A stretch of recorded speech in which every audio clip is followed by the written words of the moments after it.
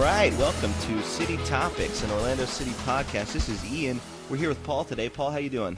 I'm doing great. Excited for our initial MLS season here. Why don't you tell everybody what we're doing? Yeah. Since the MLS season is coming up soon, we got preseason starting here in about a week with our players coming in for preseason training. I thought we'd go back and give a little bit of information about our franchise's history. You know, for the new fans, give them a little bit of information about where we came from and what's been going on. And for our older fans, maybe a little reminder of how crazy this ride has been. So I guess we'll start off, with the 2011 season. That was our first season. Talk a little bit about our history. Paul, where did we come from? Coming from actually a team in Austin, the Austin Aztecs. Phil Rollins was the owner there. Decided to bring everybody over to Orlando. He thought it gave us a better chance for becoming an MLS team, which obviously worked out. So we feel grateful that he made that decision here as fans. But yeah, came in 2011. Like you said, that was our first season. And we'll get a little bit into kind of how that all played out. Yeah, so that transfer of the team over to Orlando all happened in 2010. Got everybody excited, but we didn't play our first game until 2011. Early in 2011, February was our first preseason friendly. Do you remember that game, Paul? We were at it. I do. It was a great game. We were very excited to get out there and watch some home soccer played here in Orlando. Nice to have another team to watch. And I believe our first game was against an MLS team in Philadelphia Union. That's right. We played Philadelphia Union in our first preseason match, and that was a win. We started off our franchise history with a win against an MLS team. Now, it's a preseason game, but it's their preseason. It's our preseason. It's still fun to think about these results and going forward and playing these teams in the future. Yeah, especially to come out with the goal of MLS in mind and to start off like that, I think was a huge thing for us as fans to come out and say, hey, regardless of who's actually on the pitch, you're starting out with a win against the league that you plan to be in. Yeah, that's pretty exciting. That's a great start. That was cool. Do you remember the result of that game? I think it was 1-0. It was 1-0 win. And do you remember who scored our only goal in our first game? That would have been Lewis Neal. That's right, Lewis Neal. A nice little, going from the past all the way to the present. Lewis Neal was on our team in that first season, and he's back with us again in this upcoming MLS season. So he scored a goal in the 19th minute there, and I don't remember what it was like, that goal, but if I had to guess, I'd say it probably was a free kick. Yeah. Yeah, he was a free kick machine, wasn't he? Yeah, definitely had the ability to find the net from anywhere between 20, 25 yards out, man. He had a knack for getting the ball in the goal. Yeah, I remember that season. Anytime he had a free kick around that range, I'd stand up. I'd be like, "This is a goal. This is going in." Yeah, and I think more times than not, I was right in that prediction. So yeah, especially coming off of his foot. Yeah. So that preseason was awesome. We didn't only play Philadelphia. We played another few MLS teams in the Disney Pro Soccer Classic. And it's fun to talk about those results as we go forward. We're going to see these teams again many times now that we're in the MLS. So that was a Pro Soccer Classic where we faced FC Dallas and Toronto FC. And our first game there against FC Dallas was a loss. Unfortunately, we lost 1-0. And that was an FC Dallas that had Breck Shea on the field.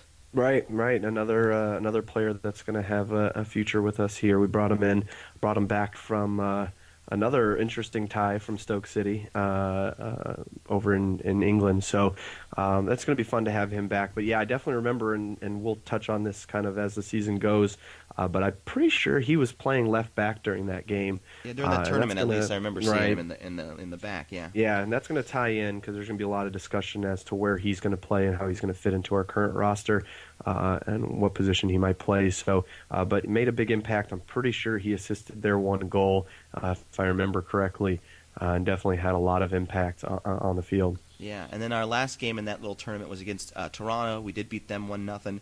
So it's nice to start out, out of 3 games, 2 wins against MLS teams. And also a little foreshadowing there. We see games against Philadelphia Union. We've had quite a few. We won that one.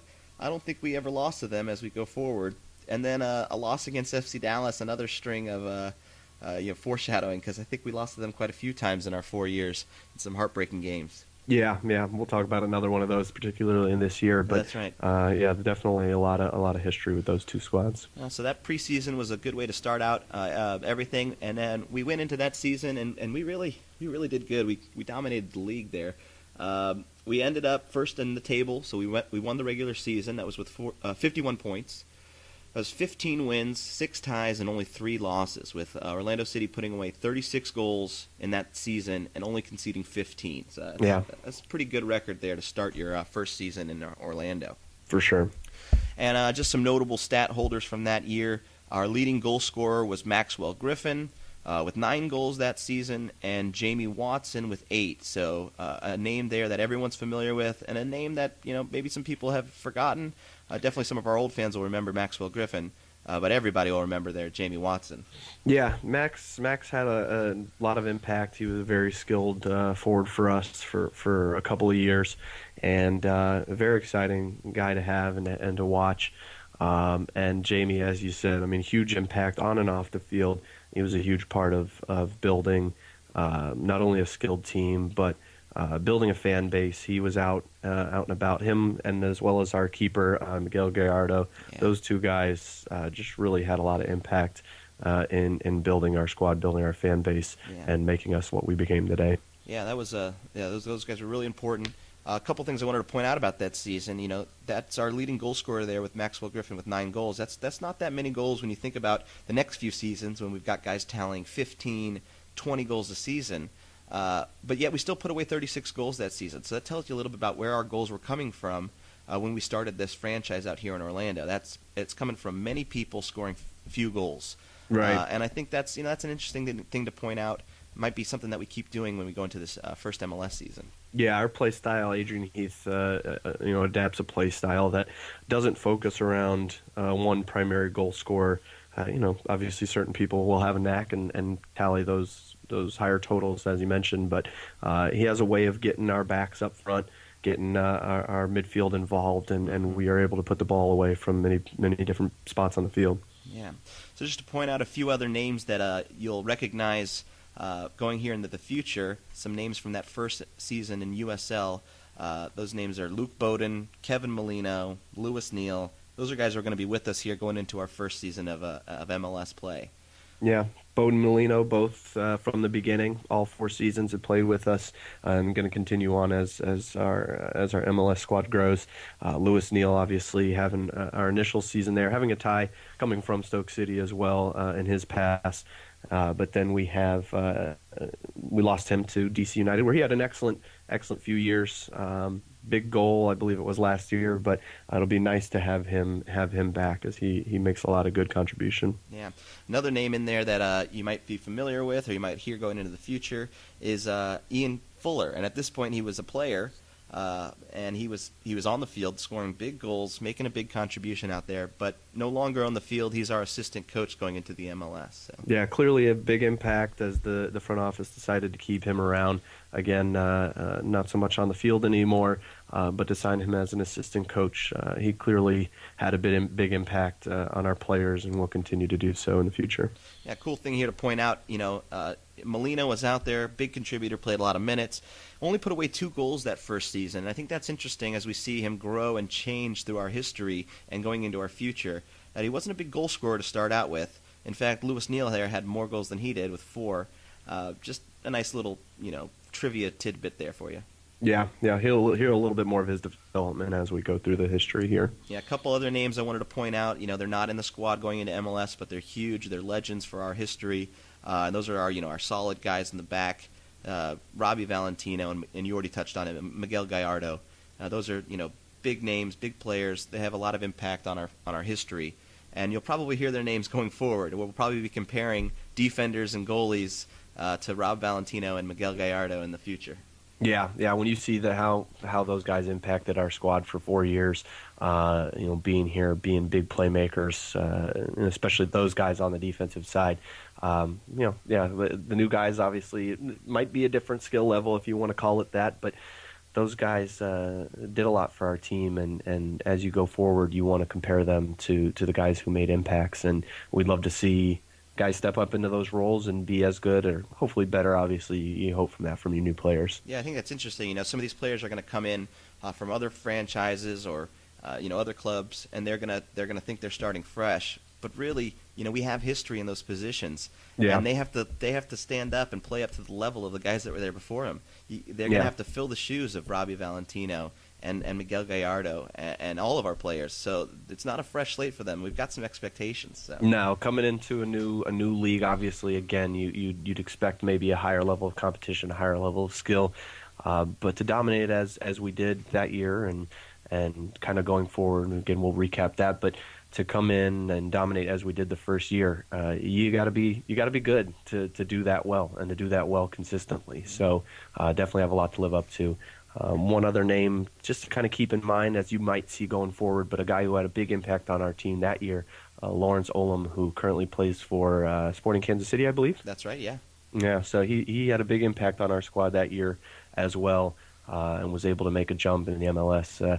Going into the future, he'll be an opponent, so it'll be interesting to see him. But just a guy that interesting. If you see him, you'll never recognize his name now. Yeah, he had some big history, especially in the postseason. So, great preseason for Orlando City that first year, great regular season, building the fan base, getting a winning record, but a crazy, crazy postseason in that you can't talk about 2011 Orlando City without talking about the final against Harrisburg City Islanders.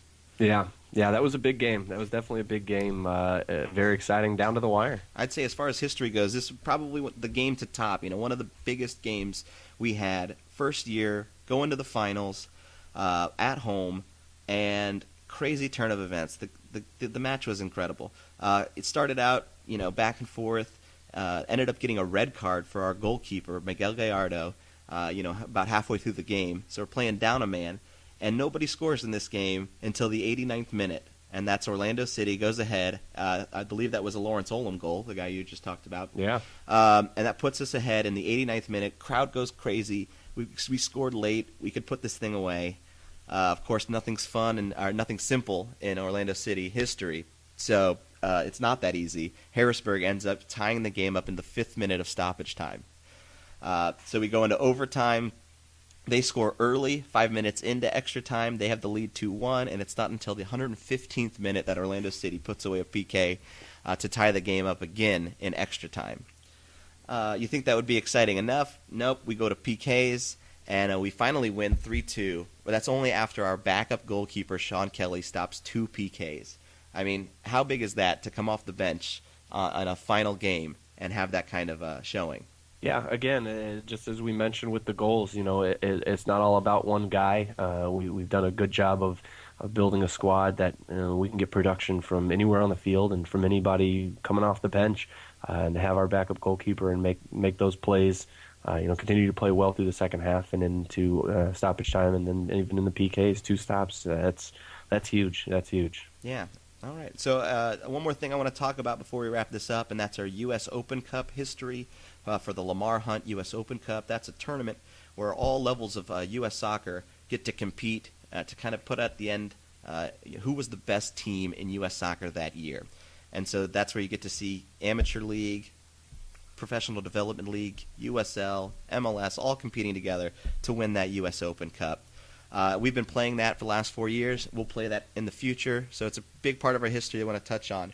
You remember how that little campaign went that year in 2011, Paul? I know we did pretty well, making it into the round of, getting up into the round where the MLS players, MLS teams start to play. Kind of starts out with your lower division teams playing out for a position to get up and play along with the MLS. Got up there and I don't know if we fared too well. I believe it was an old nemesis coming back to haunt us. Yeah, that's right. We beat a couple lower level teams. The ASC New Stars beat them 4-1. Beat Charleston Battery 1-0. Of our league, and then had a matchup against our first MLS opponent in that competition, and that was against FC Dallas and Breck Shea. And that was actually in the first year probably 2 of our most historic games. That game was crazy. We ended up losing 3-2, and I think there were 2 goals in stoppage time. One from us to tie it up at 2-2, and then again from them at the very last minute, very last second, in fact, to take the win and kick us out of that tournament. Yeah, it was a bummer, but very big game, coming into, again, our first season here in Orlando, playing a team that has a history that the Cup is named after. Lamar Hunt, obviously, that tie to Dallas. They usually go in with a lot of expectation, and that tournament means a lot to that squad and to that city. So to play them was a lot of fun.